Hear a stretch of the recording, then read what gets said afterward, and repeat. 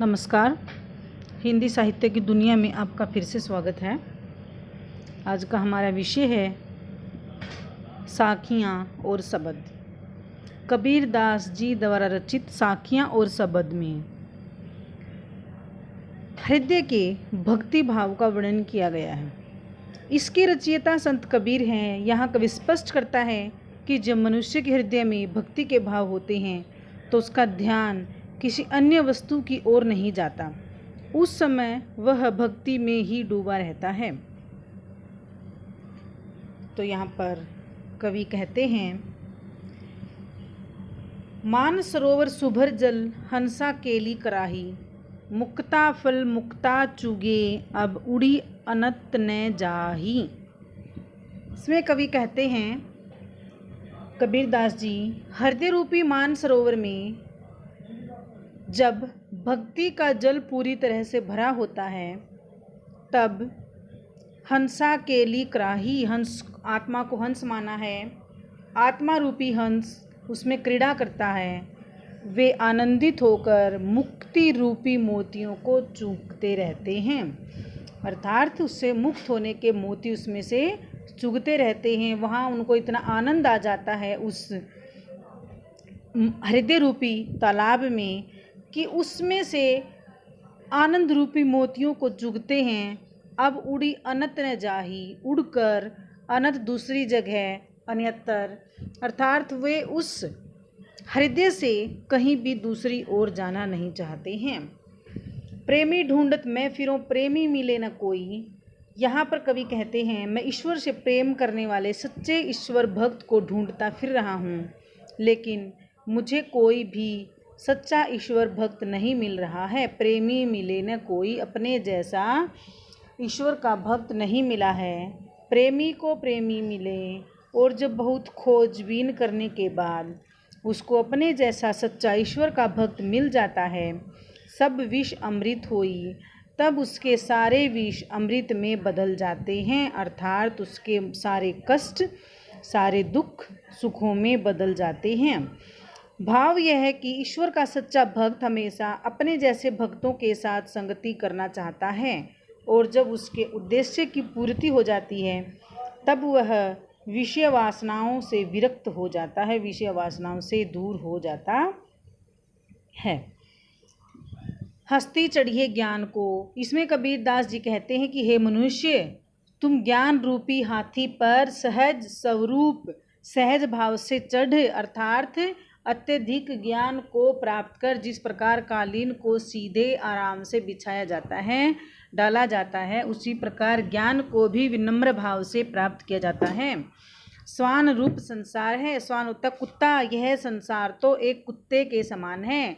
भूंकन दे झक मारी, भूंकन का अर्थ है भौंकता रहता है, झक मारी बेकार में ही, जो बेकार में ही भौंकता रहता है। हमें उसकी चिंता करने की आवश्यकता नहीं है, हमें अपने काम पर निरंतर आगे बढ़ना चाहिए। पखा पखी के कारणे सब जग रहा भुलान, निरपख होई के हरि भजे सोई संत सुजान।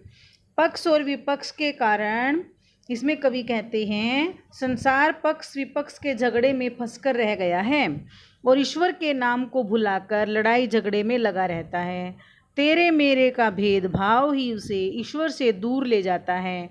लेकिन जो व्यक्ति निष्पक्ष भाव से, निरपख मतलब निष्पक्ष भाव से किसी का भी पक्ष न लेकर भगवान का भजन करता, इसमें कहते हैं कवि, जो मनुष्य निष्पक्ष भाव से भगवान का भजन करता है सोई संत सुजान, वास्तव में वही व्यक्ति सज्जन व्यक्ति होता है। हिंदू मुआ राम कही मुसलमान खुदाई, कहे कबीर सो जीवता जो दूहू के निकटी न जाई। न तो हिंदू ईश्वर को समझ गए, न मुसलमान हिंदू राम कहते हैं और मुसलमान खुदा कहते हैं। वास्तव में वही व्यक्ति जीवित है जो दोनों के निकट नहीं जाता, अर्थात भगवान का नाम एक भाव से करता है। काबा फिरी काशी भया। यहाँ कवि कहते हैं, अलग अलग धर्मों को हम छोड़कर मध्यम मार्ग को अपनाएं तो काबा काशी हो जाता है, राम रहीम बन जाता है। ऐसा करने से सांप्रदायिक रूढ़ियाँ समाप्त हो जाती हैं। ऐसी स्थिति में भेदभाव का मोटा आटा क्योंकि मोटे आटे से ही मैदा बनता है और उसको हम सहज भाव से ग्रहण कर लेते हैं। अर्थात हमें एक ईश्वर का भजन करना चाहिए। ऊंचे कुल का जन्मिया जे करनी उच्च न होई। कबीर दास जी कहते हैं ऊंचे वंश में जन्म लेने का तब तक कोई लाभ नहीं है जब तक हमारे काम ऊंचे न हों। जिस प्रकार सोने के कलश में यदि शराब भर दी जाती है तो लोग उसकी बुराई ही करते हैं, उसको शराब ही बोलते हैं, न कि सोने का कलश। तो व्यक्ति की पहचान उसके कर्मों से होती है। अब शब्द में कवि कहते हैं मोह को कहाँ ढूंढे बंदे। भगवान मनुष्य से कहते हैं हे मनुष्य, तू मुझे कहाँ कहाँ ढूंढता फिरता है, मैं तो तेरे पास में हूँ। ना मैं मंदिर में हूँ, ना मस्जिद में, ना ही मैं काबा में हूँ, ना ही कैलाश में। काबा मुस्लिमों का धार्मिक स्थल है और काशी हिंदुओं का। ना तो कोने क्रियाक्रम में, न मैं किसी प्रकार के क्रियाक्रम में हूँ, न ही योग धारण करने में हूँ। यदि तुम मुझे खोजना चाहते हो, खोजी होए तो तुरते मिली हो। यदि तुम मुझे वास्तव में पाना चाहते हो तो मैं पल भर की तलाश में मिल जाता हूँ। कहे कबीर सुनो भई साधो। कबीर दास जी कहते हैं हे सज्जन लोगों सुनो। सब श्वासों की श्वास में मैं सब लोगों की श्वास में रहता हूँ। अर्थात मेरा वास सब लोगों की सांसों में रहता है। मैं थोड़ी देर खोजने के बाद ही हृदय से जो कोई मुझे याद करता है, दिल से जो कोई मुझे याद करता है, मैं उसे तुरंत प्राप्त हो जाता हूँ। अनुप्रास अलंकार का इसमें सुंदर वर्णन किया गया है। बाह्य आडंबरों का विरोध किया है।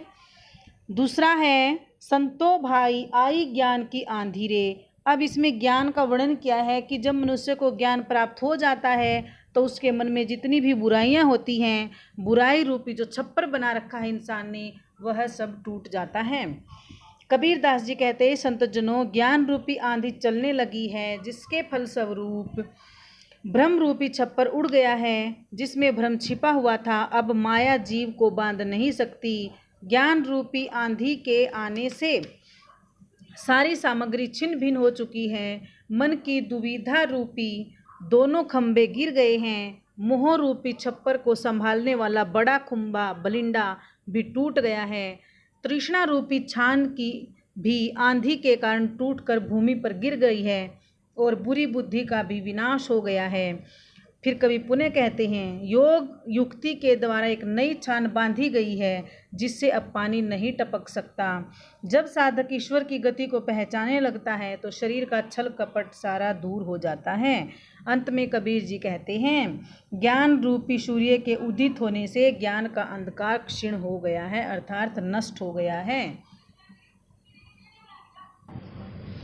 अब कवि कहते हैं कहे कबीर भान के प्रगटे। जिस प्रकार भान होता है सूर्य, जिस प्रकार सूर्य के उदय होने से भयातम खीना सब प्रकार का अंधकार छिन्न भिन्न हो जाता है, दूर हो जाता है, अर्थात प्रकाश फैल जाता है।